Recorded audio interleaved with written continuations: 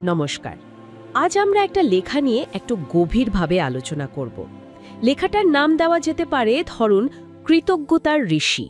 হুম, নামটা সুন্দর আর বিষয়বস্তুটাও বেশ অন্যরকম। হ্যাঁ, মানে গল্পটা হলো চরম একাকিত্ব, অনেক কিছু হারানোর পরেও কিভাবে একজন মানুষ জীবনের প্রতি কৃতজ্ঞ থাকতে পারে সেই নিয়ে। ঠিক, গল্পটা শুরু হচ্ছে একটা ছোট শহরে, বেশ শান্ত পরিবেশ। একটা গাছের নিচে একজন বৃদ্ধ বসে আছেন। হাতে কাগজ কলম, কিন্তু দেখে মনে হচ্ছে লিখতে বেশ কষ্ট হচ্ছে। দৃষ্টিশক্তি হয়তো কমে গেছে। হ্যাঁ, চারপাশের নিস্তব্ধতা, মানে তার একাকিত্বটা যেন আরো বেশি করে চোখে পড়ছে। এই দৃশ্যটা দেখেই মনে প্রশ্ন আসে, তাই না? একজন একা মানুষ হয়তো অনেক কিছুই হারিয়েছেন জীবনে, তিনি কি এমন লিখছেন তন্ময় হয়ে? একদম, এই বয়সে, এই অবস্থায় জীবনের প্রতি কৃতজ্ঞ থাকা, এটা সত্যিই ভাবার মতো। আর সেখান থেকেই গল্পটা এগোয়। পাশ দিয়ে এক তরুণ যাচ্ছিল, সে হয়তো কৌতূহলী হয়ে এগিয়ে আসে। হ্যাঁ, সে জিজ্ঞাসা করে বৃদ্ধকে কি লিখছেন তিনি। আর বৃদ্ধের উত্তরটা খুব সহজ কিন্তু গভীর।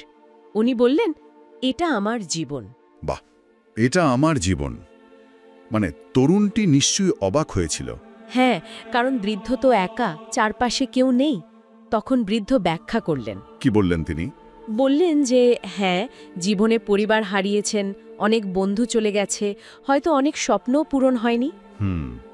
জীবনের কঠিন বাস্তবতাগুলো। কিন্তু এই যে কাগজের টুকরোটা, এতে তিনি লিখছেন জীবনের প্রতিটা মুহূর্তের জন্য তার কৃতজ্ঞতার কথা, যা যা তিনি পেয়েছেন। ও, এখানেই তো গল্পটা মোড় নেয়। মানে যা হারিয়েছে তা নিয়ে দুঃখ না করে যা আছে তার জন্য কৃতজ্ঞতা। ঠিক তাই। এটা কিন্তু সচরাচর আমরা দেখি না। মানুষ তো হারানোর হিসেবটাই বেশি করে, তাই না? একদম। এই বৃদ্ধ মানুষটি একেবারে অন্য পথে হাঁটছেন, যা পেয়েছেন সেগুলোর দিকে তাকাচ্ছেন। এটা তো জীবনের একটা নতুন দর্শন। সত্যিই তাই। আর উনি এটাও বলেন যে একটা সময় তার মনে হয়েছিল যেন পৃথিবী তাকে এক কোণে ঠেলে দিয়েছে, একা করে দিয়েছে। এরকম অনুভূতি তো আসতেই পারে। কিন্তু সময়ের সাথে সাথে উনি বুঝতে পারেন এই একাকিত্বটাই তার সবচেয়ে বড় শিক্ষক হয়ে উঠেছে। শিক্ষক কিভাবে?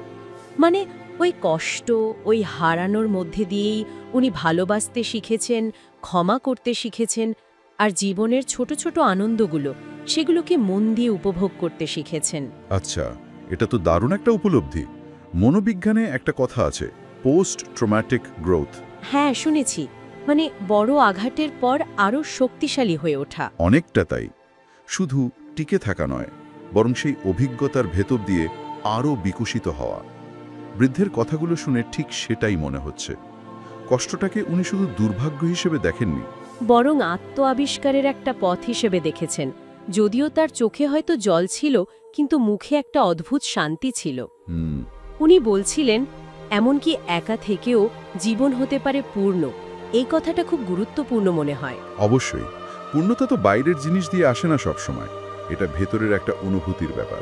আর বৃদ্ধের কাছে সেই পূর্ণতা এসেছে কৃতজ্ঞতা থেকে। এটাই হয়তো তাকে শক্তি জুগিয়েছে। ঠিক। আর এই পুরো ব্যাপারটা, বৃদ্ধের কথাগুলো ওই তরুণটির মনেও নিশ্চয়ই গভীর প্রভাব ফেলেছিল। হ্যাঁ, সে হয়তো প্রথমবার বুঝতে পারল কিভাবে কিছু সাধারণ কথা বা সাধারণ মানুষের ভাবনা আমাদের জীবন দেখার চোখটাই পাল্টে দিতে পারে।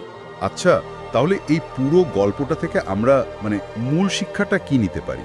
আমার মনে হয় সবচেয়ে বড় শিক্ষা হলো খুব কঠিন পরিস্থিতির মধ্যেও কৃতজ্ঞতা একটা বিরাট শক্তি হতে পারে। আর জীবনের দামি শিক্ষাগুলো অনেক সময় খুব অপ্রত্যাশিতভাবে আসে, হয়তো কষ্টের পথ ধরেই। ঠিক। এটাকে যদি আরেকটু বড় করে দেখি, তাহলে নেতিবাচক অভিজ্ঞতাগুলোও কিন্তু ব্যক্তিগত উন্নয়নে সাহায্য করতে পারে। অবশ্যই। এটা শুধু সার্ভাইভাল নয়, এটা গ্রোথ।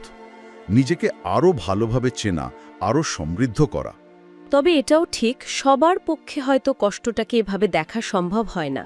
অনেকের কাছে কষ্ট তো কষ্টই। না, সেটা ঠিক, সবার পথ এক হয় না। কিন্তু এই গল্পটা অন্তত একটা সম্ভাবনার কথা বলে, যে কঠিন পরিস্থিতিও ইতিবাচক বদলের কারণ হতে পারে। আসলে পুরোটাই হয়তো দৃষ্টিভঙ্গির ব্যাপার। বৃদ্ধ সেই দৃষ্টিকোণটা খুঁজে পেয়েছিলেন, তাই একাকিত্ব বা হারানোটা তাকে শেষ করে দিতে পারেনি। একদম। গল্পটার শেষে বৃদ্ধ একটা খুব গভীর কথা বলেছিলেন, যা ওই তরুণের মনে গেঁথে যায়। কথাটা ছিল, জীবনটা কখনো থেমে থাকে না।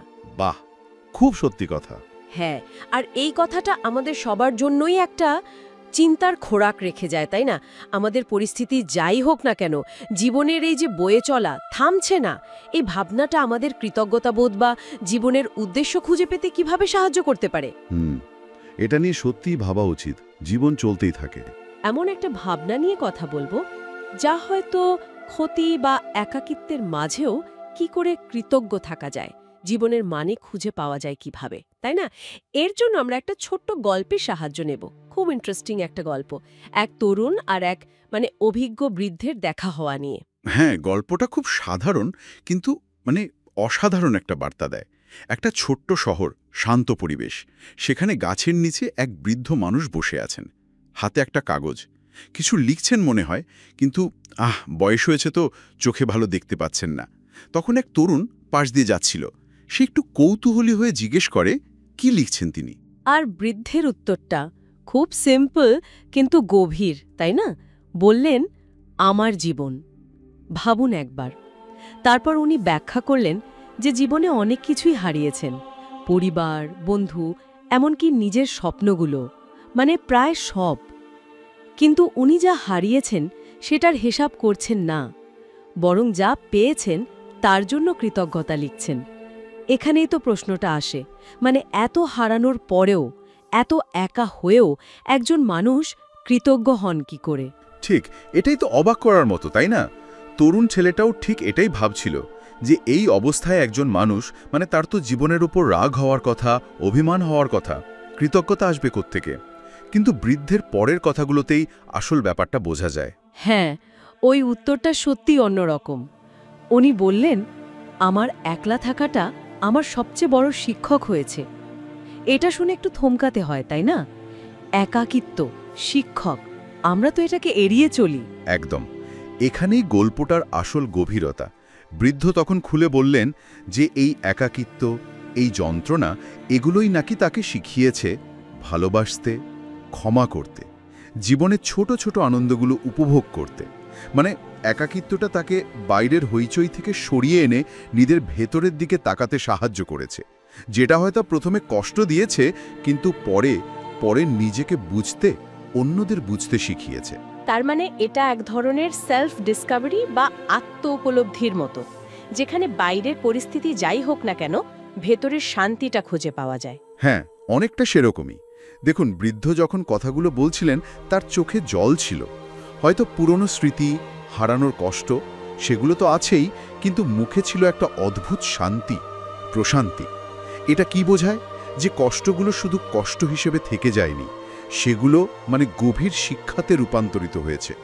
যেমন উনি বললেন, প্রতিটি কষ্টেই ছিল এক গভীর শিক্ষার কথা। তার উনি শুধু দুঃখগুলোকে আঁকড়ে ধরে থাকেননি, তার ভেতরের মানেটা খুঁজেছেন। বাহ, এটা একটা অসাধারণ উপলব্ধি। বাইরের অবস্থা যতই খারাপ হোক, ভেতরের এই অ্যাটিটিউড বা দৃষ্টিভঙ্গিটাই জীবনকে অন্য মাত্রা দিতে পারে। বৃদ্ধের কথাটা এমনকি একা থেকেও জীবন হতে পারে পূর্ণ। এটা শুধু কথার কথা নয় তাহলে। একদমই না, এটা একটা গভীর সত্য। আর এই সত্যিটা ওই তরুণ ছেলেটার মনে খুব লেগেছিল। সে হঠাৎ করে বুঝতে পারল, জীবনে এরকম কিছু মোমেন্ট আসে, কিছু মানুষের সঙ্গে দেখা হয়, যাদের অল্প কিছু কথা বা শুধু তাদের উপস্থিতি আমাদের ভেতরে কিছু একটা বদলে দেয়। আমাদের ভাবনা, জীবনকে দেখার চোখটাই পাল্টে যায়, তাই না? বৃদ্ধের সাথে ওই দেখা হওয়াটা ছিল ঠিক তেমনই। সে বুঝল, জীবনের পূর্ণতা আসলে সবসময় বাইরের জিনিস দিয়ে মাপা যায় না, কতজন সঙ্গে আছে সেটা দিয়েও না।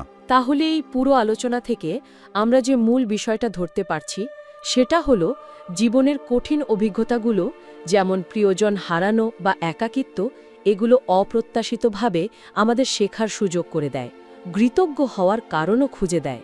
এগুলো শুধু যন্ত্রণার স্মৃতি নয়, এগুলো জীবনের পাঠশালাও। ঠিক। আর বৃদ্ধির ওই শেষ কথাটা, যেটা ছেলেটার মনে গেঁথে গিয়েছিল, জীবনটা কখনো থেমে থাকে না। খুব সহজ কথা, কিন্তু এর মানে অনেক গভীর।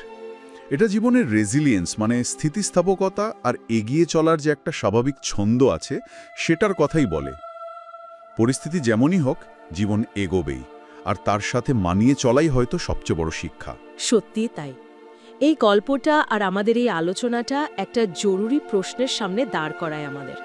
আচ্ছা, আমরা যদি আমাদের জীবনের চ্যালেঞ্জগুলোকে, ক্ষতিগুলোকে শুধু হারানোর দিক থেকে না দেখে শেখার সুযোগ হিসেবে দেখি, কৃতজ্ঞতা খুঁজে পাওয়ার একটা উপায় হিসেবে দেখি, তাহলে আমাদের দৃষ্টিভঙ্গিটা কতটা বদলাতে পারে? একটু ভেবে দেখলে হয় না যে এখনকার কঠিন সময়গুলোর মধ্যেই হয়তো কোনো না কোনো শিক্ষা লুকিয়ে আছে, যেটা আমরা এখনো খুঁজে পাইনি।